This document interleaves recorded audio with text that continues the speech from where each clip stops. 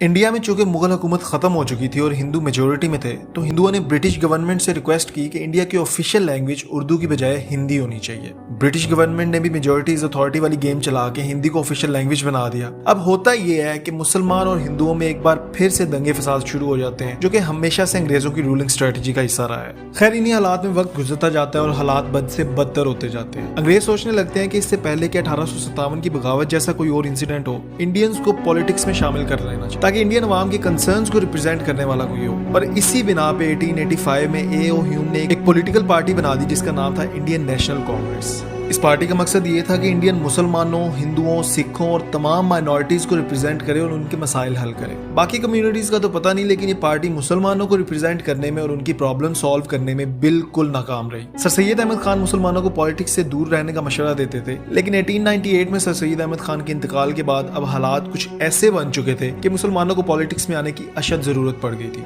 20th century शुरू हो चुकी थी और शुरू में ही 1905 में बंगाल, जो कि एक बहुत बड़ा सूबा था, उसे दो हिस्सों में डिवाइड कर दिया गया, जिससे मुसलमान तो बहुत खुश हुए, लेकिन हिंदू कम्युनिटी अंग्रेजों के इस फैसले से बिल्कुल खुश नहीं थी, क्योंकि बंगाल का जो ज्यादा डेवलप्ड हिस्सा था वो मुसलमानों की साइड पे चला गया था। और इसी वजह से गुस्से में आके हिंदुओं ने ब्रिटिश प्रोडक्ट्स का बायकॉट करना शुरू कर दिया और इस मूवमेंट को स्वदेशी मूवमेंट का नाम दिया गया। और नो डाउट अंग्रेजों को इस मूवमेंट से इकोनॉमिकली नुकसान भी उठाना पड़ा था।